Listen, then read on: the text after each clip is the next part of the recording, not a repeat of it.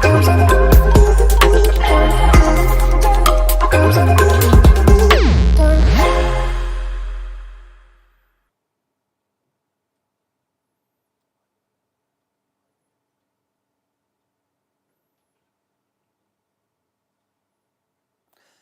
students, good evening all of you. Welcome to ACE Online. I hope you enjoyed the yesterday session. So in this session, I am going to explain the previous questions regarding history subject in the SSC CGL exam which happened in 2020. So in this session, in this video, I am not going to explain any chapter, any subject. In this video, I am going to explain the previous questions related to history. So what is a user? If we go through the previous questions, the most of important thing is you come to know what are the questions they are asking in each and every subject. So that is the purpose why we are conducting live sessions and with the previous questions. Suppose you are applied for the examination, you are preparing for history and sometimes you have some confusion. So how they are asking questions from ancient history, how they are asking questions from modern and medieval. Suppose there is a Buddhism and Jainism, and from the Buddhism where I have to focus, and for that purpose and reading and going through previous questions is very important. Okay, right. Yes, I can read your statements about the courses. I'll give the conclusion at the end of the class. So wait for the end of the class. I'll give conclusion about the course. And my dear students, I'll display the question. I'll give you some seconds time and try to give the answer if you already know. And if you don't know, no problem, and try to guess. Let us go through the questions. Okay.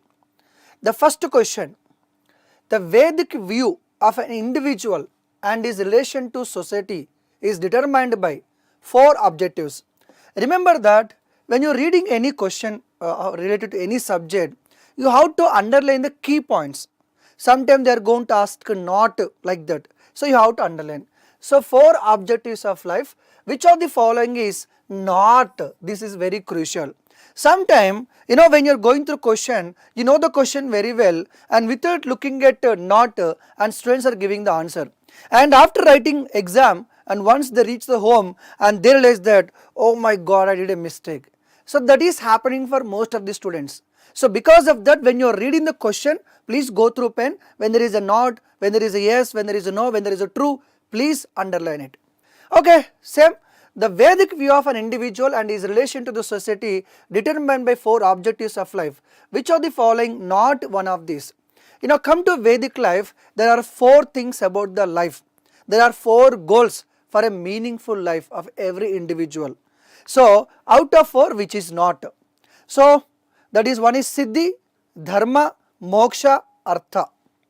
Siddhi, Dharma, Moksha, Artha. So try to give the answer. I think most of the people you can give the answer, right? Because it is about the Vedas, right? It is talking about the Vedas. And most of the people are giving answer Siddhi. So why Siddhi, right? Because you know that there is a term in most of the songs in Hinduism, it was mentioned Dharmartha Kama Moksha. Okay, right? So yes, Siddhi is the answer. Siddhi is not one of 4. So Dharma, Artha, Moksha, and the right word is Kama. Right word is Kama. Let me explain in a simple manner. Usually in every individual life, as for Vedic, there are 4 things are there. That is Dharma, that is Artha, that is Dharma, Artha and Kama, as well as the Moksha also. We call it as a Purushartha. We call it as a Chaturvarga. Purushartha, Chaturvarga. These are 4 things which talk about the meaningful of life. So for example, if you take the Dharma, the righteous life. I mean, when you are having a life, the life must be with some certain of rules and regulations. You have to follow some ethical values, rules and regulations, everything. The Dharma, you always side with Dharma. And second one is called Artha. Artha means it is talking about the wealth. Materialistic life. Artha is talking about the wealth. As part of life, obviously persons are going to have a wealthy life, right? Artha is talking about the wealth. And next one is called Kama. Third one is called Kama. Most of the people misunderstood about the word is called Kama. Most of the people are thinking that Kama means a sexual pleasure. No, Kama means a desire. In every human being life, there are a lot of desires are there. So Kama means desire, and you have to fulfill your desires in your life. It can be a car, it can be a building, it can be a love, it can be sensual pleasure, it can be anything. Karma means desire. Kama means desire. And ultimately, in every human being life, in ancient time, they used to believe that whether artha or dharma or kama, whatever may be, the end of the life nothing but the moksha, liberation from life, free from love. That is called moksha. Okay, just try to remember 4 things. Let us go to second question. Main collections of Vedic hymns are called.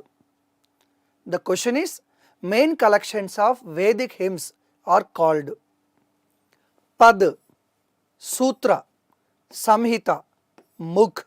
4 options are given. Of course, the question is very easy. The right answer is Samhita. The right answer is Samhita. Usually in Veda, we have 4 Vedas are there. We have 4 Vedas are there, and that is the Rig Veda, Yajurveda, and Samaveda, and Atharva Veda. So we have 4 Vedas are there. Usually, irrespective of Vedas or whatever may be, when there is a group of hymns, slokas are there, and we call it as a Samhita. See, Samhita can be anything. For example, I have a book, in book for example 1000 slokas are there, 1000 hymns are there. It can be called Samhita. In Rigveda, Yajurveda, Samaveda, Atharvaveda, whatever Veda you take, in every Veda group of slokas are there, and those slokas together we call as a Samhita. For example, I wrote a book called, for example, ABC.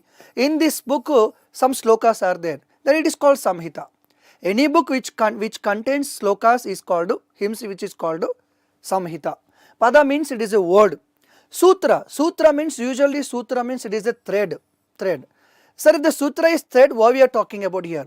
Because in next exam they ask the question about sutra, that's why I am explaining. Sometimes I observed that in SSC examination, they are repeating the same question with a different way. In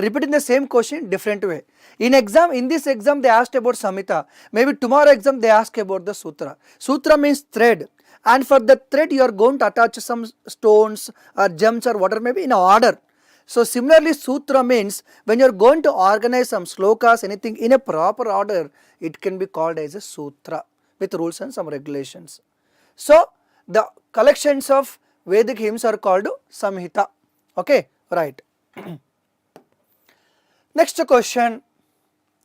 According to Ramayana, Ratnakar was the other name of one Valmiki, second Vishwamitra, third Durbasa, and fourth one is called Gautama. According to Ramayana, Ratnakara is the other name of. Any idea?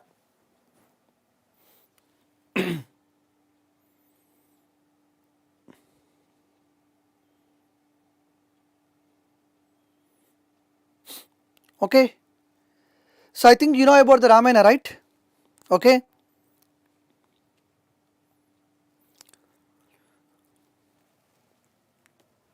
Okay.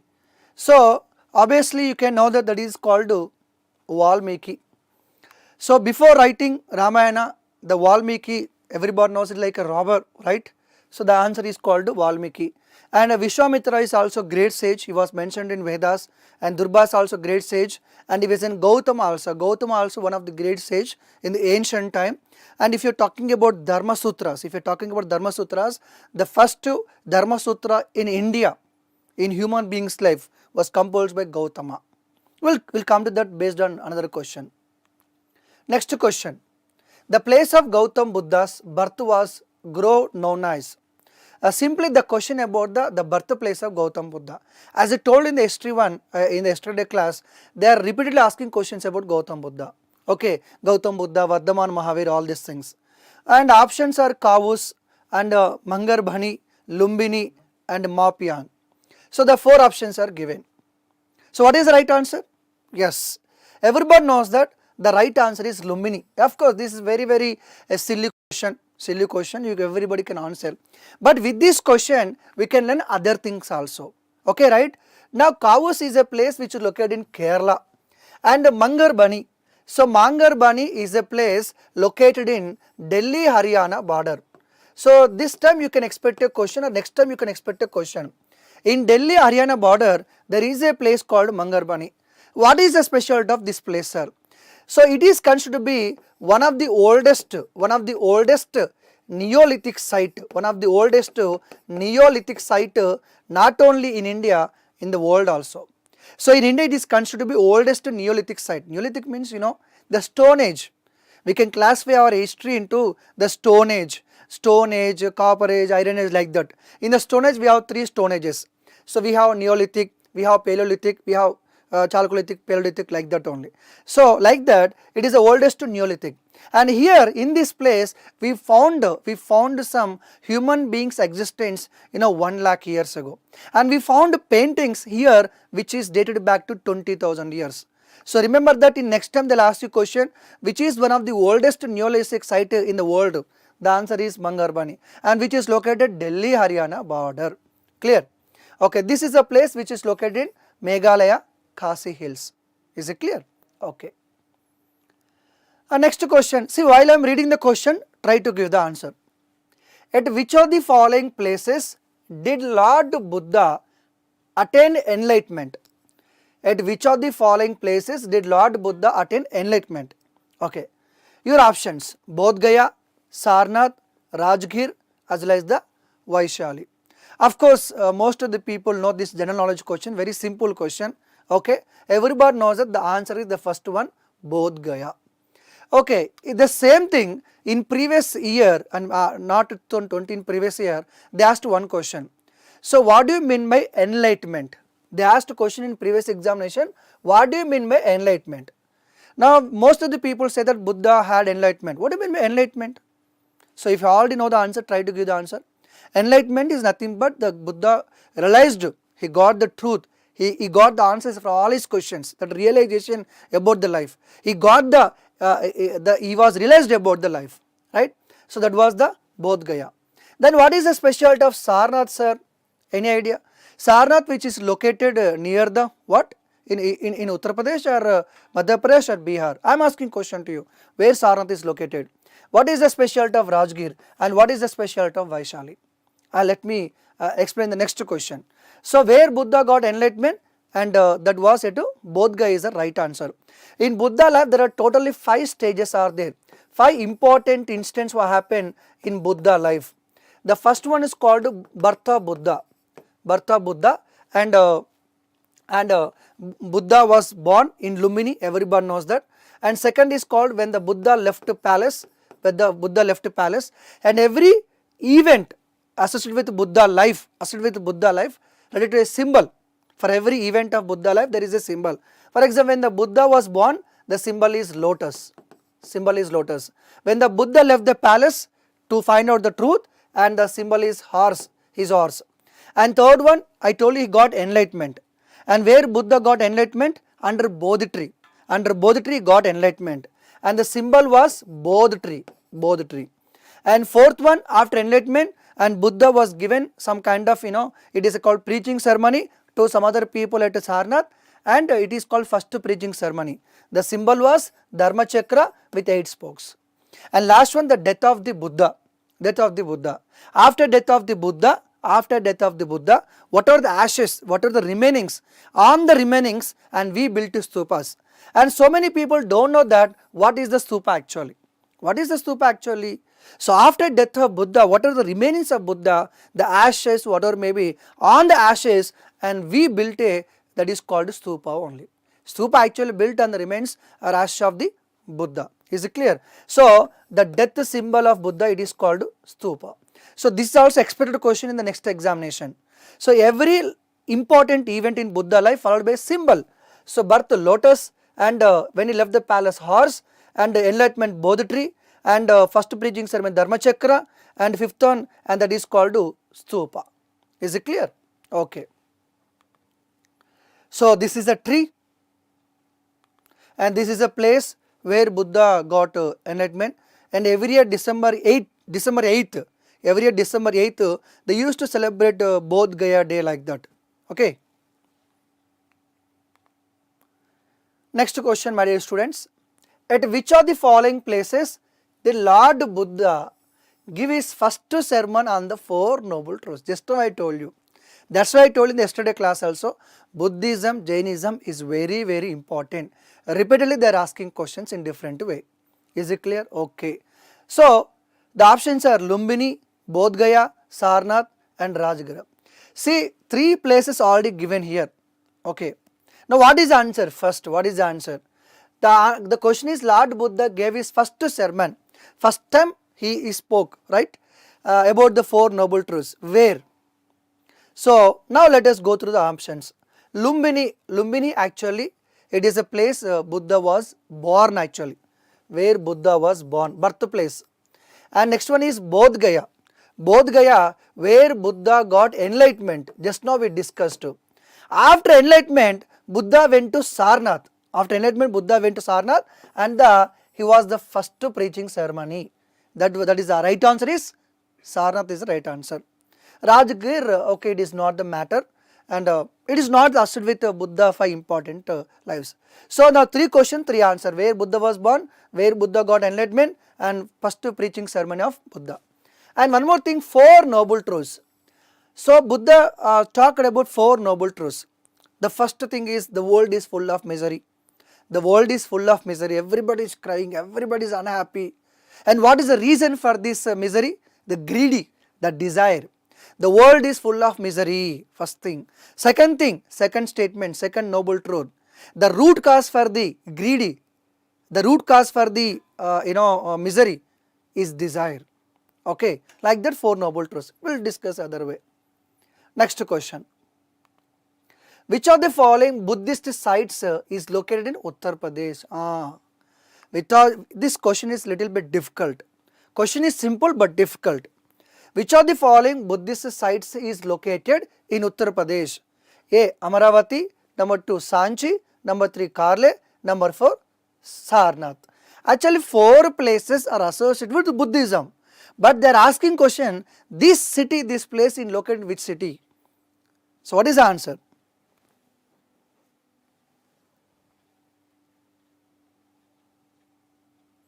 I am waiting for your answer, my dear students. 4. Some people are giving answer 4. Sarnath. Okay. Yes, let me give you the answer. Amaravati, which is located in Andhra Pradesh. Sanchi, which is located in Madhya Pradesh. Karli, which is located in Maharashtra. And Sarnath, which is located in the Uttar Pradesh. So based on this question, I request all the students, whenever you go through some historical cities, historical places, whatever may be, it may be Tanjavuru, it may be Kanchi, okay, it may be Karle, whatever the historical city is there, please try to know the city and what are the important monuments are there in the city and in which state is located. So based on this question, please learn that and city and the states. Okay. Next question. Pushyabhuti, who ruled from Taneshwar, was the founder of dash dynasty. Okay, it was dynasty actually. The first one Pandya, second one Chera, third one Chalukya and fourth one is Vardhana. So anybody guess? They are talking about the Pushyabhuti who ruled from Taneshwar was the founder of dynasty. They are given the king name, they are asking about the dynasty name. Okay. Right, the dynasty is nothing but the answer is Vardhana dynasty. So Pushyabhuti is a person who ruled from Taneshwar, found a dynasty called Vardhana dynasty. After Pushyabhuti, and we have most important person called Harshavardhan. We call Harsha Empire Harshavardhan. So Harshavardhan nothing but belongs to the same dynasty. Is it clear? And Pandya, Chera and these are in South India, Chalukya also in South India, Vardhana dynasty who ruled North India after Guptas. Clear? Next question. Who is the author of the book Tarikh-i-Dilkusha? They are given the book name, they are asking about the author.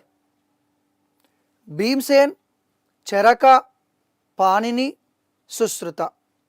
So I think you have one confusion. Maybe some students having some confusion. What is the confusion is, here the book usually reflects the Islamic related book, right? Muslim related. But the 4 options given Hindu names actually.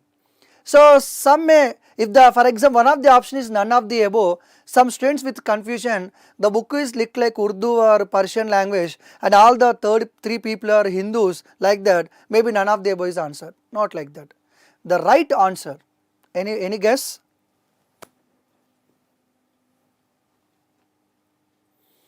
Somebody said 3, somebody said 4, somebody 3,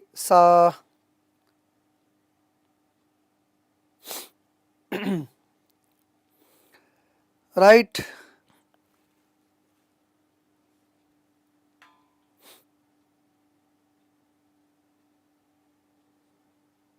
So what is the right answer? Most of the people are saying that 3.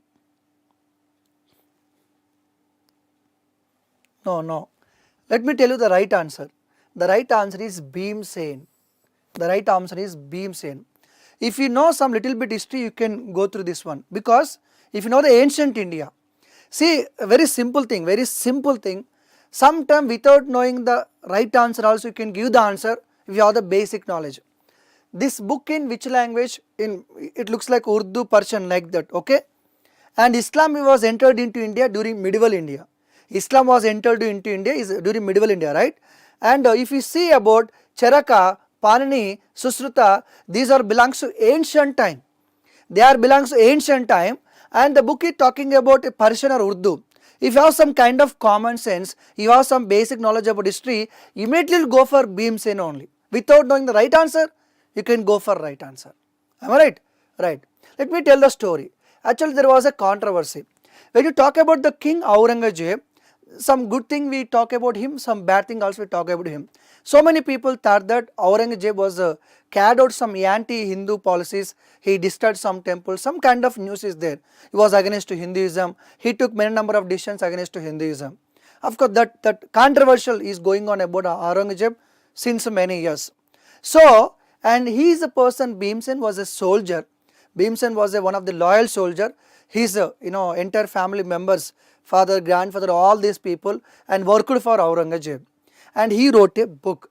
And in this book he talked about Aurangzeb, his policies, and in his book he mentioned some anti-Hindu policies of Aurangzeb. That's why the book was in controversy last time. Okay, the answer is Bhimsen. And what about Charaka, Pani, Susruta sir? In ancient India, Charaka wrote a book called Charaka Samhita. Charaka, right, I want to write the full name. So the answer is Bhimsen, okay. Charaka wrote a book called Charaka Samhita. Charaka Samhita, clear. And Pani wrote a book called Ashtadhyay. Ashtadhyay. Okay, Susruta wrote a book, Susruta Samhita. So based on this, you should know about these great people, and Charaka as well as the Susruta, both are related to Ayurveda. Both are related to Ayurveda. Charaka is like a backbone for Ayurveda. So both wrote books on Ayurveda. Is it clear? And especially about the Charaka. In Charaka Samhita, he mentioned about the 4 things about the health. So one is the doctor, second is the nurse, okay, and third one is especially about the medicine. So like this he mentioned about 4 things in Charaka Samhita. The doctor should have ethical moral values. Now during the, why I am talking in a lengthy manner about this one is, during the pandemic time, you know how doctors served our entire world, right? So the ethical values of doctors were mentioned in Charaka Samhita. Susruta is known as the father of surgery. First plastic surgery was done by Susruta. Is it clear? Right. Next question. Chandragupta led a revolt against the dash and overthrew them.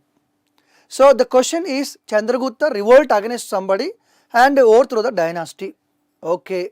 The options are Nandas, Haryankas, Shishunagas as well as the Kushans. So you can go through eliminations first. You can go through elimination. Kushans nothing but actually after the Mauryas only. Kushans came to India after the Mauryans only. I mean, it is part of post-Mauryan. So Kushans. And Haryankas actually the first one. First we called it Haryanka, and after that Shishunaga. The first dynasty we consider Haryanka dynasty, Bimbisara considered to be the first ruler of India. Is called Bimbisara. So first Haryanka, then next Shishunaga, and then next Nandas only. So Chandragupta led a revolt against whom? Nandas. Nandas. So Kushans after Mauryans, and before Mauryans we have Aryankars and Shishnagas. The third one is Nanda. The right answer is Nandas. So Chandragupta Maurya, he fought against a person called Dhanananda. He fought against a person called Dhanananda. So by defeating Dhanananda, and he was proclaimed himself as a king, and he was founded Mauryan Empire. So Maurya Empire was founded by Chandragupta Maurya by dethrowing a person called Dhanananda, who belongs to Nanda dynasty. Here I will tell you two questions and two answers based on this one. The first one is, the first king of India, the first ruler of India considered to be Bimbisara. Bimbisara considered to be in India, the first known king to us, Bimbisara. Next question, first emperor of India. This is a repeated question, my dear students. First emperor of India, who was that? So before Dhanananda, we have a person called Mahapadmananda. So Mahapadmananda was considered to be Mahapadmananda was considered to be the first emperor of India. I'm sorry. So these questions you can learn. Next question. Which among the following rulers is called Napoleon of India? So please try to give the answer.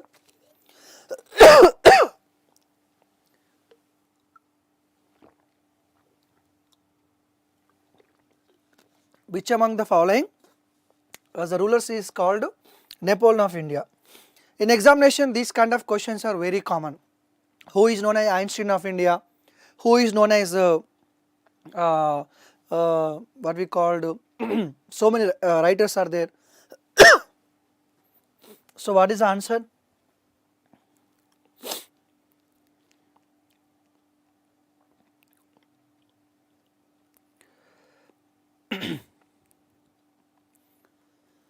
Yes, Samudragupta, right answer. So Samudragupta is known as the Napoleon of India. Why Samudragupta is called Napoleon of India? Simple question. The answer is, in Europe there was a person called Napoleon. In the modern time there was a person called Napoleon who used to live like a 1780, 98, 99, 1800 at that point of time, who ruled French. And that Napoleon actually conquered most of the places of the Europe. He used to conquer many places. Like that same powerful person we have Samudragupta in India. Next question. Who among the following wrote the basic text of Vaisheshika philosophy? This question is important, this topic is important, repeatedly asking. Who among the following wrote the basic text of Vaisheshika philosophy? In Hinduism we have 6 philosophies are there. So they are asking question about who wrote this philosophy. Your options are Patanjali, Kanada, Shankaracharya and Jaimini. First you can eliminate one thing. Come to 6 Hindu philosophy, and here Shankaracharya is eliminated, and remaining 3 people are there, Patanjali, Kanada as well as the Jaimini. Patanjali related to, Patanjali means don't talk about present Patanjali, right? I am talking about the ancient Patanjali. The right answer is actually Kanada. Let us go through and explain. So totally we have 6 darshans are there. We call set darshans. We have Ramayana, we have Mahabharata, we have Vedas. Apart from these Vedas, Itihasas, Puranas, Upanishads, we have another text called Darshanas. Darshanas are nothing but which is a text which puts order, and these darshanas are going to explain the life of human being, the purpose of human beings, and so many questions about human life. And for all these questions, there is an answer in darshanas. So please take this. Repeatedly they are asking questions in SSC CGL, CHSL, RRBJ, any competitive exam you are writing in India, and there is a common question about the Shed Darshans. 6 darshans we call Hindu philosophy. Okay. So Vaisheshika philosophy, and writer is Kannada. It is talking about physics, especially atomic theory. You know, atom we called Paramanu. We called Paramanu. Anu, Paramanu, the atom, neither destroyed nor created. Today we are talking about atoms and all these things, right? You know, hundreds of years ago, these Indian great people, they talked about the atom, the basic thing, right? Next, Nyaya and that is called Gautama Adar, I told you just now. And logic and next one, Sankhya, Kapila Muni, physics and metaphysics, yoga is Patanjali, okay, it is talking about sadhana, the spiritual practices, Mimamsa, sometimes called Kavya Mimamsa also, and other is Jaimini, okay. Next Vedanta, it is by Vyasa.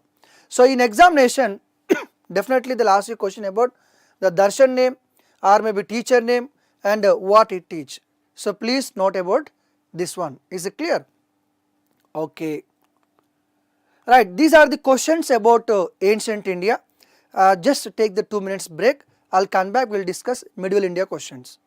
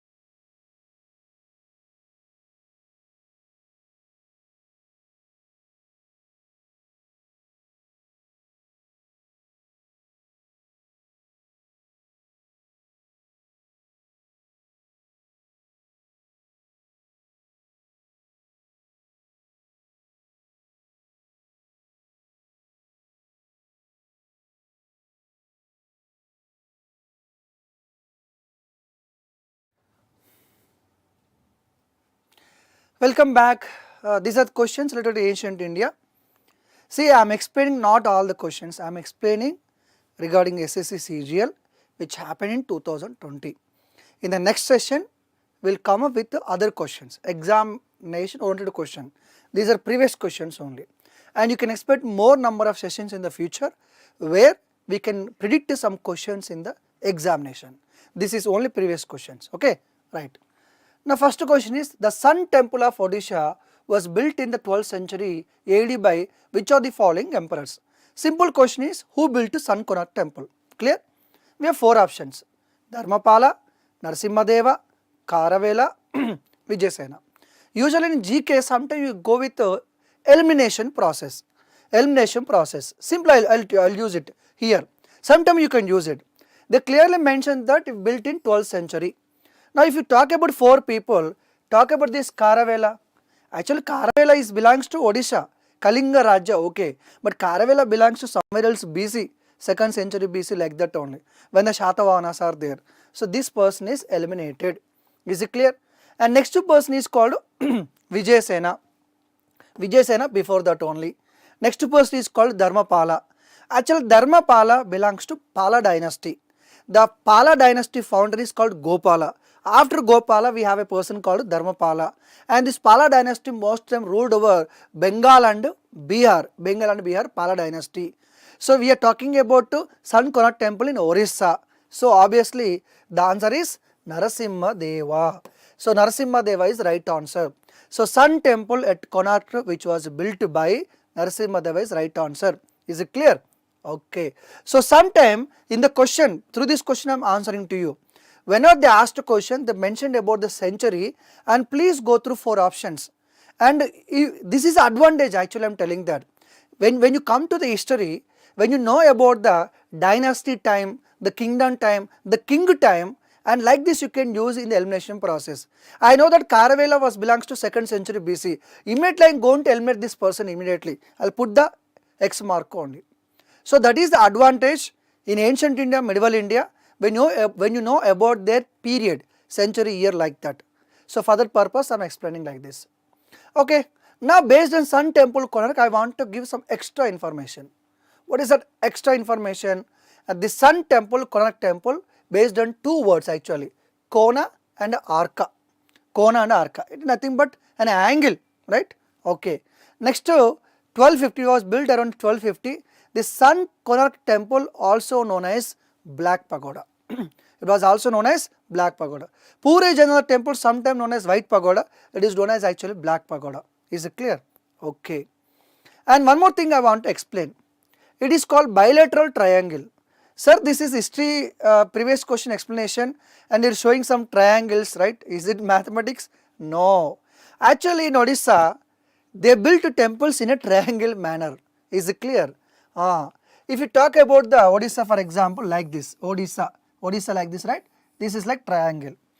So here we have a temple called Lingaraja Temple. Lingaraja Temple in Bhubaneswar. And here we have a temple called the Puri Jagannath Temple. Puri Jagannath Temple. And here we have a temple called Sun Konark Temple.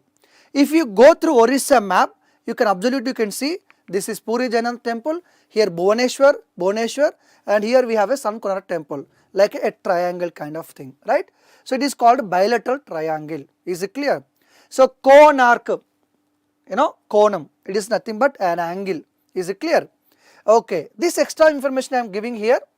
So what is called Lingaraja Temple, it is also known as the Ekamara Kshetra, which is located in Bhubaneswar. Okay. Second one, Puri Jagannath Temple, which was built by Anantavarman Chodaganga, who built Puri Jagannath Temple. This is a repeated question. This is very repeated question. Puri Jagannath Temple was built by Anantavarman Chodaganga. Okay. Next Konark Temple, we already discussed about that one. Like this, sometime based on previous question, sometime based on question, you have to learn the subject. That's why I put a title today, Learn History with the questions only. So this video, I am not only just explaining the questions, my intention, I want to tell you to the students that whenever you are practicing temples, please try to get the more information. So here I mentioned for example, 4 temples. You have to question yourself. Acha, what is Puri Jagannath temple? Who built it? What is Connaught temple? Who built it? What is Lingaraja temple? So please try to get the more knowledge based on options. And just don't try to give the answer and leave it. No. Through question, through options, learn more subject. So this is a video and that is the purpose. Okay. Next question. Padavali Kirtan refers to songs composed in the medieval period of West Bengal, 15th to 7th century, in the praise of which god? Brahma, Vishnu, Shiva and Shakti. Usually the medieval India we call it as a Bhakti moment. So during Bhakti moment there are many saints are there. They used to praise the god with their kirtans. You know about the Mirabai. Mirabai, worship Lord Krishna. Everybody knows that. So like that. So the Padavali Kirtan is actually related to the Vaishnavism. And we call it as a Vaishnava Padavali Kirtan. When you say Vaishnava Padavali Kirtan, usually it is talking about the Vishnu. In later in course of time, there are many Kirtans related to Lord Krishna also. Okay, right. Next question. Who was the first and last woman ruler of Delhi Sultanate? First and last woman ruler of Delhi Sultanate. This is known to everyone, right? Obviously here the 4 options are there. Within the 4 options, 3, of course it is not about the Islam and Hinduism. Okay. The answer is Rajya Sultan. Everyone knows that. Rajya Sultan was the answer. She was the only woman ruler during Delhi Sultanate. Delhi Sultans nothing but 4 dynasties ruled. 4 dynasties ruled. So Delhi Sultans almost 1262 and 1262 they ruled 1526. So there are Muslim rulers who ruled most of the north part of India, and from the Delhi they called Delhi Sultans. They ruled from 1206 to 1526, and during the time there are totally 4 dynasties are there. Slave dynasty or Mamluk dynasty, and also Khalji or Khilji dynasty, and also Tughlaq dynasty, and also Lodi dynasty. Totally 4 dynasties are there. And come to we are talking about Rajya Sultana. Rajya Sultana belongs to which dynasty? Slave dynasty. Because they are slaves became the rulers, they called as a slave dynasty. Rajya Sultana was daughter of Altamash or Iltutmish. Is it clear? Okay, Rajya Sultana, okay, she is the only one woman ruler during Delhi Sultanate. They did not ask about, see, understand the question is very, very important. They clearly mentioned about Delhi Sultanate only. They did not talk about entire India, not entire history of India. No. They mentioned about Delhi Sultanate only. Okay. What about the other people, sir? Do you have any idea about other people? Sultana Chand Bibi. She belongs to what we called Bahmani Sultanate, Ahmednagar. She is the person who fought against Mughal emperors. Okay. Next called Noor Jahan. Noor Jahan, everybody knows that the wife of Jahangir. The wife of Jahangir, Noor Jahan. And Noor Jahan, let me tell you one point about Noor Jahan. She was the only one woman. And who involved in the administration. If you talk about the Babar, Akbar, if you talk about the emperors, emperor wives did not involve in the administration. But she is the person who involved in the administration in the Mughal time. And Rani Durgavati. Rani Durgavati belongs to Gondwana.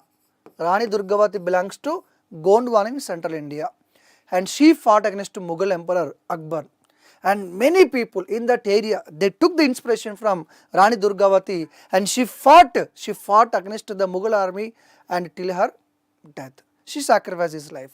So Rani Durgavati belongs to Gondwana. Chand Bibi and belongs to Ahmednagar. She also fought against Mughal army. She is part of Mughal Empire. Okay.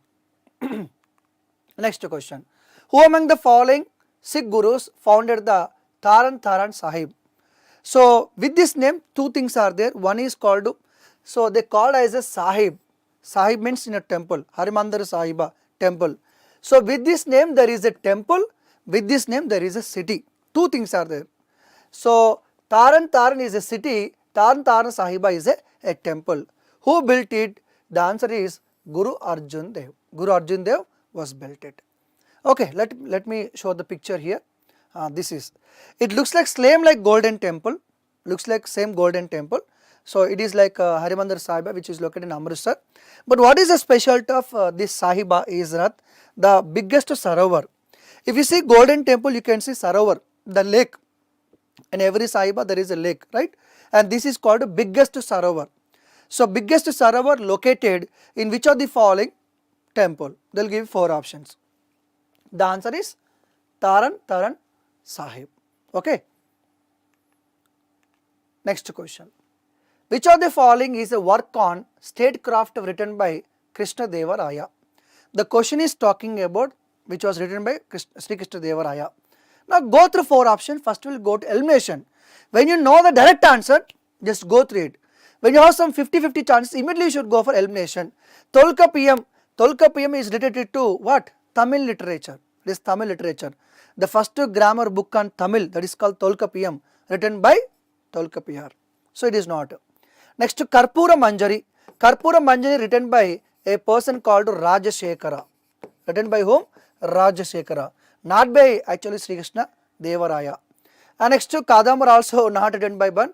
It was written by a person called Bana Bhatta. Bana Bhatta who worked in the court of the Harshavardhan. Bana Bhatta. And only one thing is Amukta Malyada. Amukta Malyada. Is it clear? Of course everyone knows the direct answer.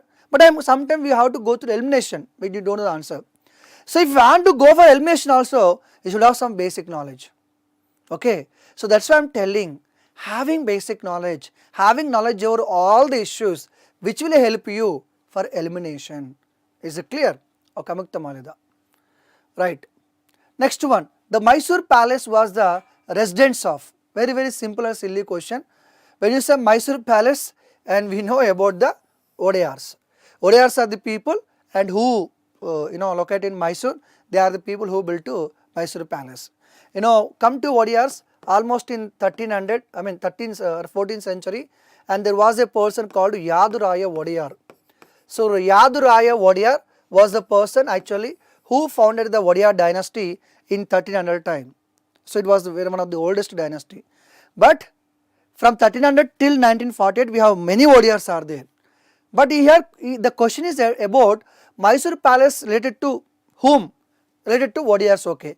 Maybe next year they will ask you one more question. The other question is, which of the following Odayar built to Mysore Palace? Which of the following Odayar built to Mysore Palace? The answer is here. This is a beautiful Mysore Palace. Mysore Palace also known as Amba Vilas Palace. So in next year they will ask you question that which of the following palace is known as Amba Vilas Palace, that is Mysore Palace. And it was ordered by Krishna Raja Odayar IV. Krishna Raja Odayar IV is the Mysore king who ordered for the construction of a new palace that is called Mysore Palace. And they asked to give a plan for a architect called Henry Irving. Henry Irving is different, Lord Irving is different. Lord Irving is a viceroy, Henry Irving is an architect. Clear? So I give an answer for future questions also. Next, Dash organized his trusted nobles into a group of 40 known, that is Turkani Chahal Gani. So nothing but it is a kind of group, we call as the 40 nobles known as Turkani Chahal Gani. The answer is Iltutmish or Altamash. So of course all are related to only. So Alauddin Khilji, Qutbuddin Aibak and Balban. The right answer is Iltutmish. It is a 40 nobles. 40 nobles are there. These are the people who are going to advise the king. That is nothing but called Iltutmish or Altamash. Okay. Iltutmish belongs to Delhi Sultan. Just I told you Rajya Sultana. Rajya Sultana father is called Iltutmish. And Iltutmish is considered the real founder of the slave dynasty in India. Whose administration became a model that was followed by Akbar when he consolidated the Mughal Empire. Okay, the question is, Akbar is known for his great administration. Everyone knows that in terms of revenue, in terms of political, in terms of religion, he was called as a great, Akbar the Great. But everybody have some kind of inspiration from other. Okay, so Akbar inspiration from Iltutmish, Bahlal Lodi, Ghiyazuddin Balban and Sher Shah Suri. Someday you can go for elimination also. Iltutmish is not that kind of person who has a great administration, definitely no. Bahlal Lodi definitely no. Bahlal Lodi. And remaining is Ghiyazuddin Balban and Sher Shah Suri. Balban is known for some negative, not for positive, and that is Sher Shah Suri. So Akbar got inspiration from whom? Sher Shah Suri. Sher Shah Suri, actually Sher Shah Suri defeated a person called Humayun. Sher Shah Suri defeated a person called Humayun. The answer is Sher Shah Suri. Sher Shah Suri defeated a person called Humayun. They say Humayun's son is called Akbar. Humayun's son is called Akbar. So this Akbar followed all the administration reforms introduced by Sher Shah Suri. Sher Shah Suri is the person who introduced the earliest Raitwari system, the Patta system, the promotion of employees, transfer of employees, all kind of major administrative systems introduced by Sher Shah Suri only. Even the term rupiah also used by this Sher Shah Suri. Sher Shah Suri is not belongs to any Mughal dynasty, is other ruler. Next, Mughal Emperor Shah Alam appointed the British East India Company, the Diwan of province of Bengal in the year of. This question is about the year, right? In which year? For example, you can answer the question easily, go by elimination. How you can answer the question? You should know Shah Alam II. Shah Alam II is the Mughal Emperor. What is the tenure of Shah Alam II? Which year Shah Alam II worked? Suppose I have rough idea that Shah Alam II worked, for example, 1860 like that to 1803 for example, or 1806. I have some doubt. As a student I am thinking. So this is maybe the time of Shah Alam II. Is it clear? Now you can see here 1917, 1765, 1623 and 1835. For example, if I write like this, then what is the right answer? What is the right answer? So I am waiting for the answer from you. So Mughal Emperor Shah Alam II appointed the British East India Company and Diwan of province of Bengal in the year. So I said as a student point of view, it can be 1860, it can be 1760. Please don't confuse. Please don't confuse. Is it clear? I am waiting for your answer, my dear students, if anybody knows.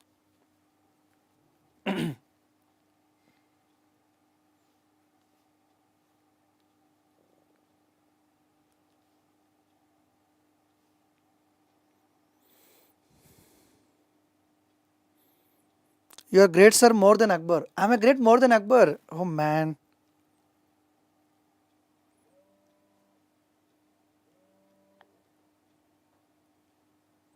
Okay. Let me give you clarity without any confusion. Is it clear? Shah Alam II is actually a Mughal emperor. Shah Alam II is a Mughal emperor who worked roughly 1760 onwards. 1760 onwards he worked actually.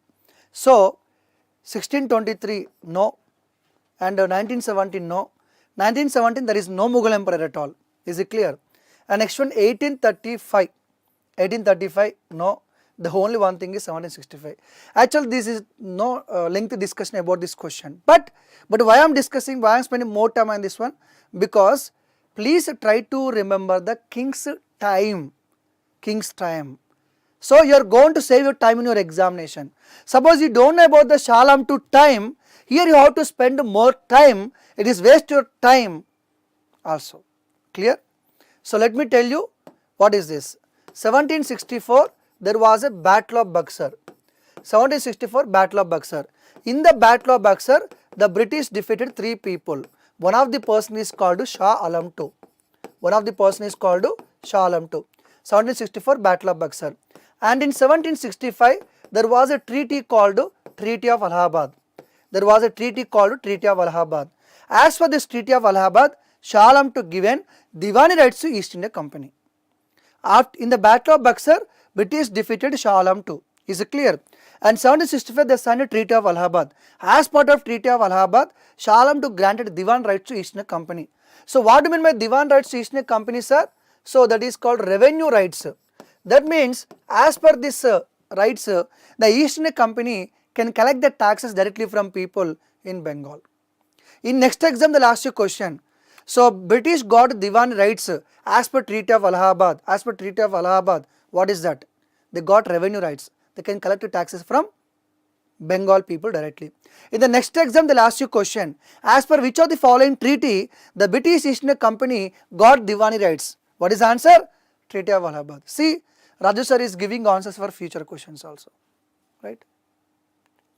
Next question. Which Mughal prince translated the Upanishads into Persian? Which Mughal prince?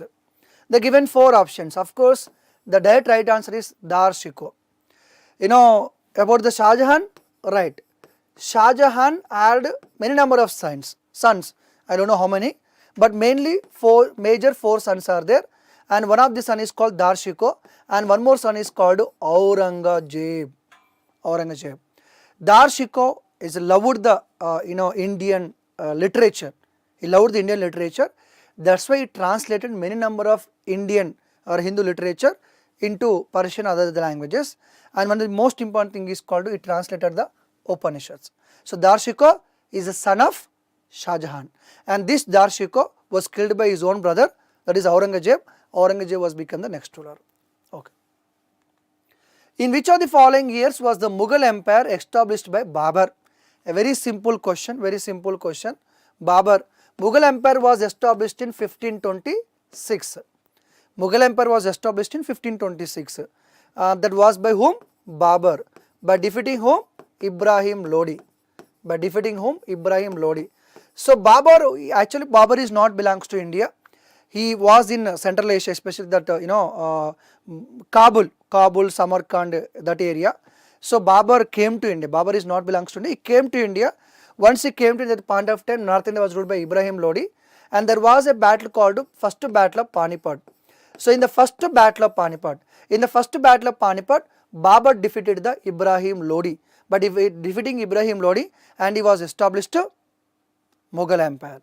So because of based on Panipat, 1526 in the First Battle of Panipat, Babar defeated Ibrahim Lodi. He was founded the Mughal Empire. Now from the childhood we talked about Panipat. Told there are 3 Panipat battles. The first is 1526. The second battle of Panipat. So during the time of Akbar, 1556. The third one is 1761. So the first battle of Panipat we discussed already, Babar versus Ibrahim Lodi. Second battle of Panipat between Akbar, some Hindu ruler. And third battle of Panipat, it is between Afghanistan versus Marathas. Actually first battle of Panipat, second battle of Panipat, Mughals are involved. But third battle of Panipat, there is no connection with Mughals. See, Panipat is a place, man. Panipat is a place. In the same place, 3 times battles were happened. That's what we call first battle. It is not like a Pushpa 1, Pushpa 2. It is not a sequence, right? In the same place, battle was happened. If you and me go to Panipat, again we have a battle. It is called 4th battle of Panipat. Okay.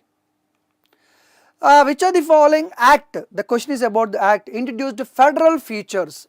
Underline, my dear students. So, which of the following act introduced federal features and provincial autonomy in the legislature, and also made provisions for the distribution of legislative powers between the center and the provinces? Which of the following act introduced federal features? When you talk about federal features, the answer is 1935 Act. So my dear students, based on this question I am telling to you, whatever the examination you are writing in India, if the history is a subject, one of the most important topic, and repeatedly they are asking questions in the examination, that is about the act. You know about that and the features. 1935 is one of the basis for our present Indian constitution. Most of the features we borrowed from that federal 1935 Act only. So 1935 Act introduced the federal feature in India. So federal government, federal court, Federal Public Service Commission, federal railways. So many federal features introduced with which act? 1935 Act. Is it clear? Next. Chandar Nagore was a dash colony captured by British Navy 23rd March 1757. What is Chandar Nagore? Actually, it is located in Bengal, present Bengal. Okay, the Chandar Nagore is actually belongs to whom? It is belongs to Dutch. Captured by whom? British. Chandar Nagore. So usually, based on this, I am telling that try to remember the colonies of places which are ruled by British or Dutch, whatever may be the places, you should know it. Is it clear? What is the story? Let me tell you. In 1757, there was a Battle of Plassey. 1757 Battle of Plassey, which was happened in like June, like that. Okay, Battle of Plassey. Before Battle of Plassey, this was happened. This is one of the reason for Battle of Plassey actually. Let me tell you, for example. So this is the Bengal. At that point of time, Bengal Nawab was Siraj-ud-Dawla. At that point of time, Bengal Nawab was Siraj-ud-Dawla. Is it clear? And here, for example, Siraj-ud-Dawla is living here. And here we have a Chandanagore. Okay, I'm sorry. I have given wrong answer. I'm very sorry. It is the French. So my dear students, you have to excuse me. In a flow, I have given wrong answer. That is the French actually. Okay, I'm very sorry for that. Okay, it is actually French settlement only. The French and British had a war in other countries. In Europe, in America also, the British and the French had a war. Is it clear?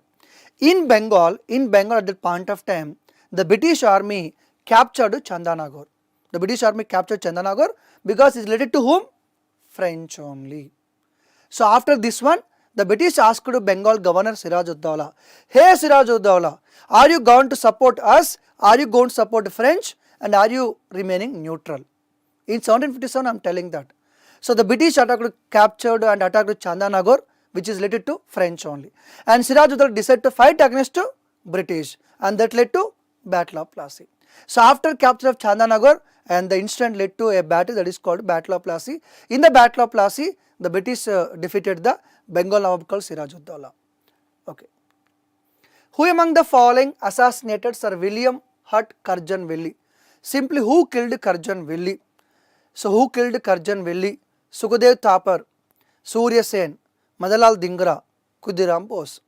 The answer is Madanlal Dhingra. So Madanlal Dhingra, and who killed a British officer. He was later hanged to death. And recent then one more movie was there recently. I have an idea. There was one Indian who went to London and killed a British officer. He killed Dyer. Any idea about that movie? Try to give the answer in the comments box. Recently there was a movie in the Amazon where one of the Indian went to London and killed Dyer, who was responsible for Jallianwala Bagh massacre, who was the governor at the time of the Jallianwala Bagh massacre. Who is that person name? Try to give the answer in the comment section. Let me tell you other people. Sukhdev Thapar along with Bhagat Singh, Rajguru, Chandrasekhar Azad, they killed a person called Saunders. Okay. Next to Surya Sen. Surya Sen belongs to present Bangladesh, Chittagong. In 1930-31 he was participating in one action. Okay, later he was hanged to death. Okay. Next one, Khudiram Bose.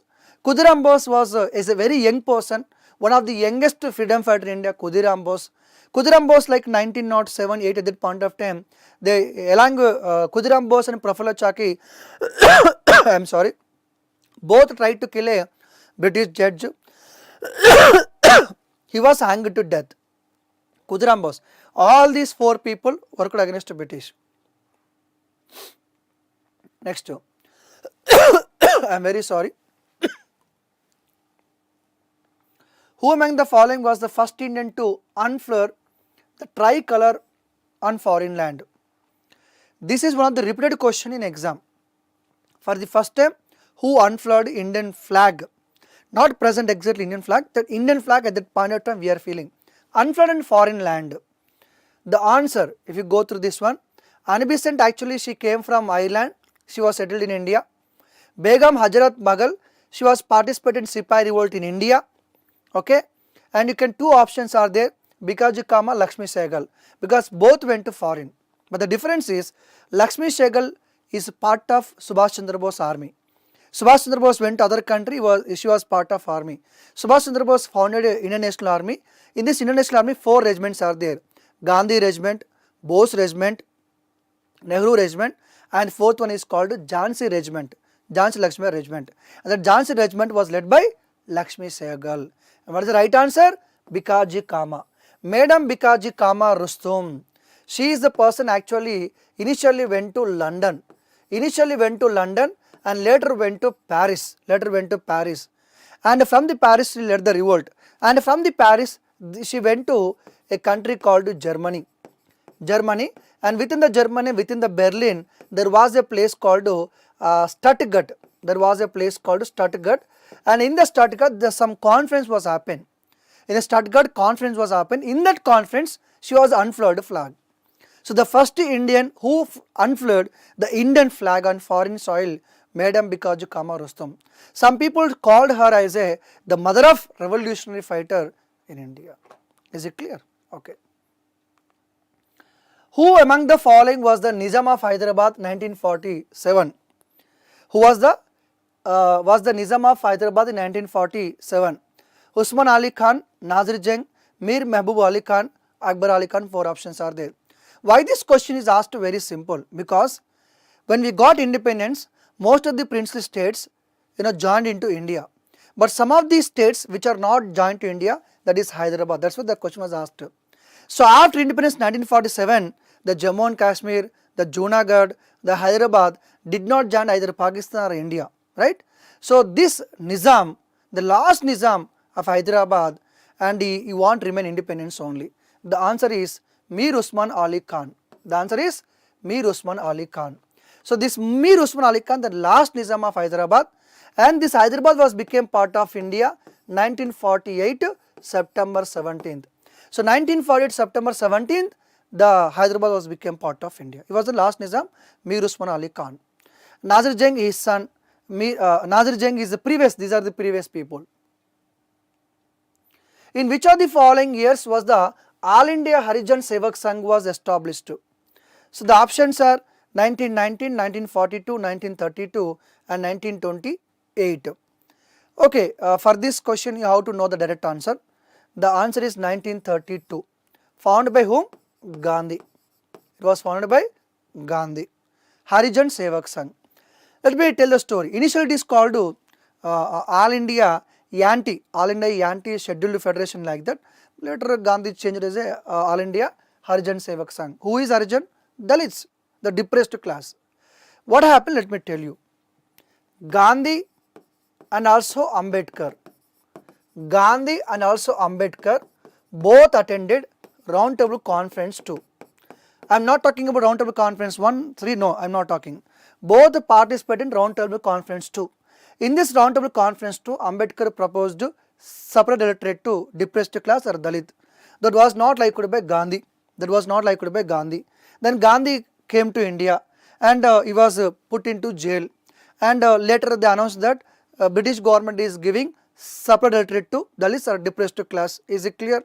Okay. Then Gandhi did not like it. He went for fast order to death. Later between Gandhi and Ambedkar there was an agreement.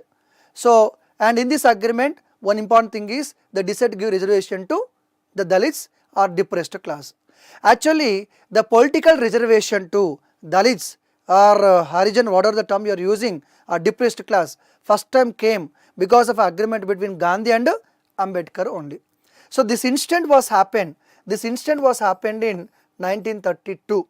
So after this agreement only, Gandhi decided to serve and work for Dalits across the country after this incident, and he founded Harijan Sevak Sangh to serve the Dalits, to know about the Dalits problems. That is Harijan Sevak Sangh. Is it clear? Next, in which of the following years was the origin and enactment of Indian Age of Consent Act was passed? Simply, in which year Age of Consent Act was passed? You should know the answer directly. The answer is 1891. 1891. Because there was one social superstitious beliefs are there in India, so many social evils are there in India, that is nothing but child marriage. So to control the child marriage, the British government passed a many number of acts. One of the act is called Age of Consent Act 1891. So here there are 3 major acts are there during the British time. One is called 1872, that is called Native Marriage Act. Native Marriage Act. So Native Marriage Act or Christian Marriage Act passed in 1872. It is talking about the minimum age for marriage. But this act is not about every Indian, it is about the Christians. At least one of the person who are marrying should be Christian, is about the Christian. Next one is called 1891 Age of Consent Act. There should be a consent for even sex or marriage, whatever may be. The minimum age should be there, and they are raised from 10 to 12 years. And third one, that is 1929 Sarda Act. Because the act was introduced by Sarda. Sarda is not the men name, it is not the woman, it is a men name. So 1929 Sarnath Act was passed to control the child marriage. Okay, and here they decided minimum age 14, minimum age for 18. So the age 14 for girls, age 18 for boys. So that is called Sarda Act. And the Sarda Act is also known as Child Marriage Restraint Act. Child Marriage Restraint Act. Okay, the writing is not good, but I am telling the Child Marriage Restraint Act. So like that. See, this is how you have to improve your knowledge based on previous question. Suppose I am the student who is preparing for SSC CGL. Now this question comes, okay, I don't know the answer. I went for answer, okay. Now there is one doubt in my mind. During British, is there any other child marriage acts are there? Like that, based on question, you have to improve your knowledge. So don't go deep on studying about the Wikipedia. No, don't waste your time. Only try to know about the acts only. Next, who among the following had written the book Char Chaman within the region of Shahjahan described in the Mughal nobility? This is always okay. This is a medieval question. No problem at all. No problem at all. Come to again, right? So these are some, okay. In which of the following years did not the revolt countryside of Bombay, Deccan? Okay, some other questions are came here. No problem at all. Okay, today we'll conclude the session here. Lot of questions are there. Remaining questions I will continue in the next session because many number of questions are there, right? I am discussing questions in order, first ancient, later medieval, and next to modern. Because of many number of questions, the time is not permit here. And meet you soon in the next session, where I am going to discuss not only previous questions but also some questions. If you have any queries, I am ready to answer your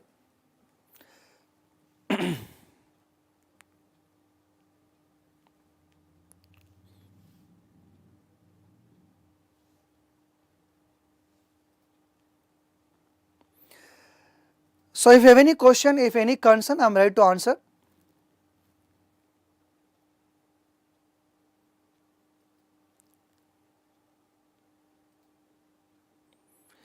Yeah, no. We are talking about previous questions only. I am talking about history previous questions. Some sessions will come with subject, some sessions will come with the previous questions. Depending on session. Today's session is about only previous questions.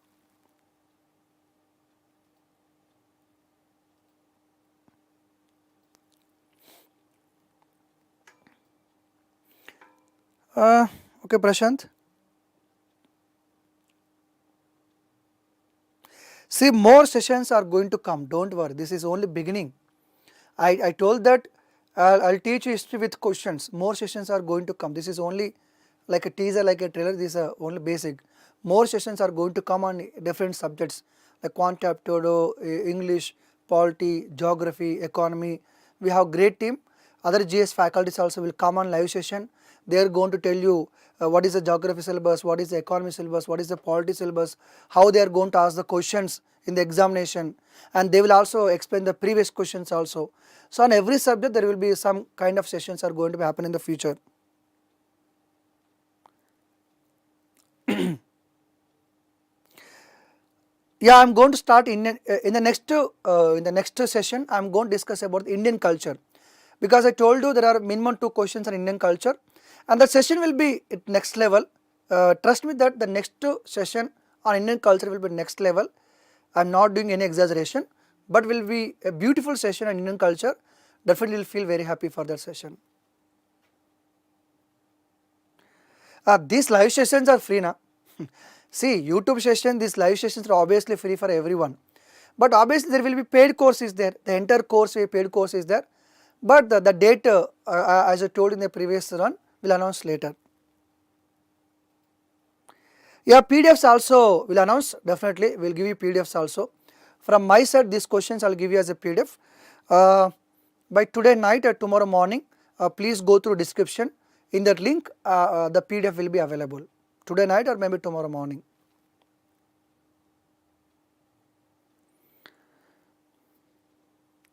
Oh, okay, Varun.